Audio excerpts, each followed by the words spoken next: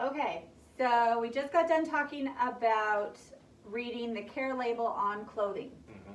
So that gives you what the clothes are made out of. Are they man-made? Are they a natural fiber? But it also tells you how to care for your clothing. It's either written out or they're symbols. And I'll give you a handout for the symbols so that you're not lost with those. As that will be part of the Facebook post. But it might be written out and say something to the effect of wash cold with light colors. What does it mean, light colors? Right, so everything else, and we'll go through this, or maybe wash light fabrics, or hand wash, or maybe it can only go to the dry cleaners. We'll have some examples of those as well. So, right. But the main thing is when you're doing it, even if you have a light load or a full load, go ahead and wash it with today's washing machines. I mean, they're made to detect, the amount that you have in there, so it'll save on water and detergent as well. So we brought some clothing examples so you can see. So in this case, this is one of my dresses. This is a dry clean only. So I can't put it in the washing machine because the agitation in the water will actually break down the chemicals that the dress is made out of. It's a synthetic fiber. So you got to take it to be chemically cleaned rather than hand washed or washed at home, because the water and the detergent will ruin that outfit. The other hand, the scarf is more silk. It's a natural fiber, so it can be hand washed. Right. But you probably shouldn't put it in a washing machine to agitate it, because it's very loosely woven. It'll cause holes. It'll cause. Right. And it also has a few beads on there as well, so it knocked it off. That's something you pay attention to. What other things are on that fabric or on that clothing that could possibly be injured or damaged, or maybe even get caught up in the agitation equipment or the dryer equipment as well. So watch that. Here's another one that has some special care to it. It's a white sweater with some black lace on the front. The label actually reads "turn inside out," so that the color of the black lace doesn't bleed into all the rest of my wash, because... And we've all been guilty of probably not turning it inside out, so... But yeah, read the label for sure on something read the like label. There might be some special things you have to do for the label. And washing with light colors so colors don't bleed is a big one for the color red. Right. Reds, I mean, as always, and we've all done it, me included. I think everybody that's ever washed has probably done it, where you accidentally threw a red something in with a light colored white over there, or maybe something like this, and next thing you know, everything is pink, it seems like, in that washer load. So be aware of, some of these colors do bleed or can bleed, and especially in hot water. And that's why we talked about reading the label. You either need to wash in cold water, warm water, hot water, whatever the case may be. You want to take like a pair of blue jeans, probably not going to, first time or two, probably not going to put it in hot water. Number one, you don't want it to shrink. You bought a certain size, and next thing you know, it's a size smaller, and that's not always a fun deal either. And also, it saves on the denim as well, because denim will kind of fade over time. It's cold water will be a little easier on it, not quite so harsh on it. You can turn denim inside out, wash that as well. And the heat of the dryer can cause your denim to either fade or shrink. So you want to be careful with things, because denim is cotton, and cotton needs cold water.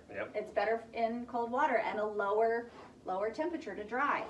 Yeah, and so like we have white over here, and although this is a white sweater over here in front, you can see, of course it's woven, hand woven, or machine woven probably in this case, but this sweater, you wouldn't want to throw it in there or heavy agitation.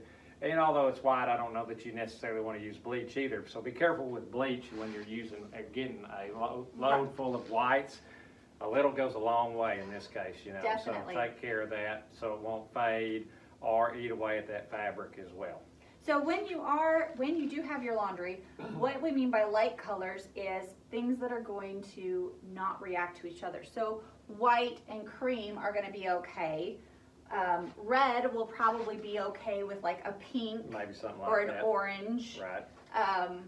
Probably don't want to necessarily put a maroon because that's still close enough to a red. You're going to probably keep that out and go with the reds if possible. Maybe not with the pinks, but kind of watch that. Your oranges and your blues typically won't fade quite as bad, but now if it is a deep dark blue, it might fade on you, especially cotton for sure. You get into some of your swim trunks, pajamas, things like that that are made with a different product other than cotton, such as polyester and things like that, then those won't fade quite as bad on you. But be aware that, you know, still kind of put those light colors in there together as well. So you want to go light colors. You also want to check pockets.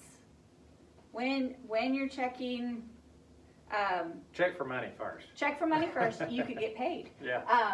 But other things get put in pockets, especially as Crayons. you're out and about. So you want to check pockets, whether they're pants pockets, shirt pockets, sweater pockets.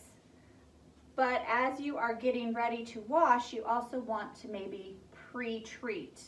And that would be if you got a stain. And it depends on the stain. Most stains are going to be your generic or name brand cleaner stain remover. Stain removers, right. You can use that for things like blood or other bodily fluids. You'll probably want to use a hydrogen peroxide. Fun fact, also if it's a new blood stain, you can spit on it. If it's your blood. If it's your blood. Yeah, your blood, your spit. That's right. Fun fact. And then for your chemical inks, so like your magic markers, your permanent markers, things like that, you'll probably want to use a rubbing alcohol.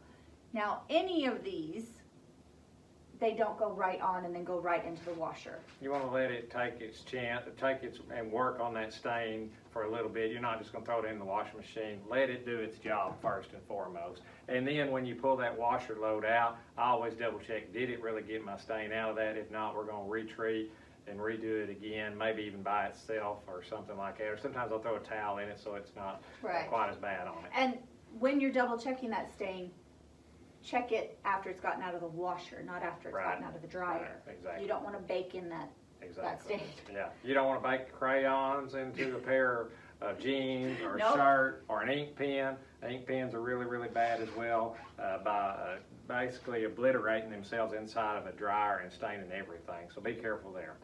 So we've talked a little bit about sorting your laundry and also pre-treating your laundry. You know your washing machine and your dryer. Right. There's so many different ways of turning Varieties, those things kinds, on. Yeah. So we can't really go over that other than knowing what you're doing with the clothes. You know if it's cold water, you know if it's hot water. You'll know that. Right. But giving you these tips, they will help you with our second challenge for our life skills workshop on clothing. So good luck. That will be posted on our county Facebook page. So, All right. Have fun with it.